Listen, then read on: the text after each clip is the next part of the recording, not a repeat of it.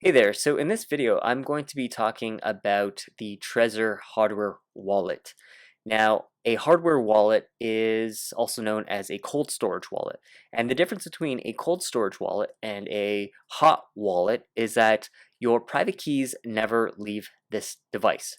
But with a hot wallet, let's just say a web wallet, your keys can be compromised. So let's just say you go to a phishing website or click on a phishing link, and that basically lets the person on the other side or whoever's controlling that website to extract your information uh, from whatever you input on that phishing website. So a phishing website is just a website that looks like the official thing, but it's obviously a kind of it's a scam. It's meant to look like the real thing so that when you input your information, it actually sends it off to someone else, right?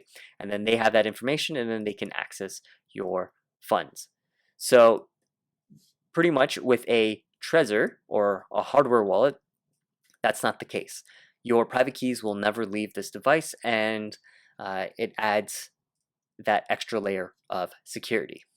All right, so let's take a look at the Trezor, and let's take a look at the two models that they have. So right now I'm on their website, and if I scroll down here, we can see that there's two of them. There's the Trezor One and the Model T. Now there are a few differences, and pretty much those differences are with the coins and tokens that they're able to hold, the actual physical devices themselves, because if you look up here, right, they obviously look different, and just the amount of security that they have extra in terms of extra features. So let's take a look at the coins. So the Trezor One, you can store these coins here and 1,000 more. If you click on it, it'll show you the whole list. Now with the Model T, you can store all of these coins plus a few others. So Ripple or XRP, EOS, Cardano, Monero, Tezos, Ontology, and some other ones.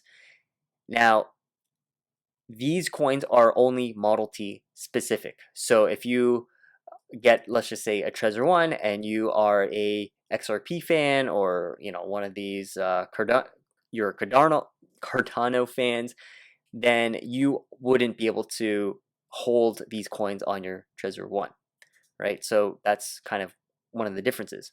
Now again, if we look at the display, if we go back up here, this one's a touchscreen. This one is just a 2-button with a small display.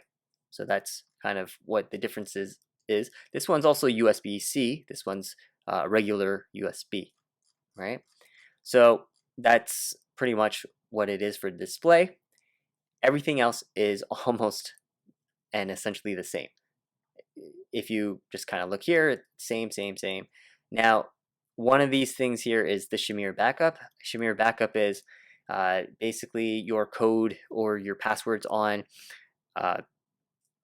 written down on several pieces of paper, and then in order to access your funds, you need a certain number of those pieces of paper in order to access those funds. So let's just say it's on 5 sheets of paper. You need 3 of the 5 in order to access the funds. If you click here, it'll explain it more in depth in a video. So that's what you can check out if you're interested.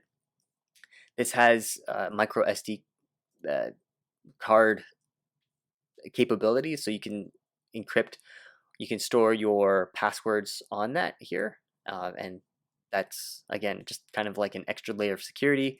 And then it has data and file encryption, which is coming soon. I forgot to mention that this one here also has FIDO2 authentication, which means that it's, in other words, it's another fancy word for saying 2FA, or two-factor authentication. So in order to access your funds, you have to find the password on your device and link it up. So if you've ever used Google Authenticator, it's kind of the same thing. Now, if we take a look at this other stuff, it's the same. So let's take a look at the price. If we look at the price, this one, the Model T, is 149 euros. This one here, the Trezor one, is 49 euros. Now, for 100 bucks of a difference, you got to ask yourself, is it worth it to get this one, the Model T, or should you just stick with the Trezor one? Now, what I would say is, if you are someone who has the coins that are available for the Trezor one, and you know you're going to just stick with that, like example, Bitcoin, Ethereum, or Bitcoin Cash, Litecoin, any of these ones here, then honestly, just save yourself the 100 euros and just stick with the Trezor one. However, if you feel like you're a crypto enthusiast and you want to explore other coins that you can't store on the Trezor one, then maybe check out the Model T, right? So you got, let's just say you like Ripple or EOS or Cardano, Monero, and you like these coins and you think you are interested in holding some of these coins and you want to secure them safely, then yeah, it looks like you have no choice but to get the Trezor Model T. So that's pretty much the differences between these two models here, and hopefully that this video here has somewhat explained it or given you a better idea of which one is meant for you. All right, well anyways, I hope you found this video informative or educational, and if you did, please give it a thumbs up. Share this with anyone who you think will find this interesting, and if you are interested in receiving notifications of my future videos, then hit that subscribe button. But other than that, thanks for watching, and I'll see you in the next video. Bye for now.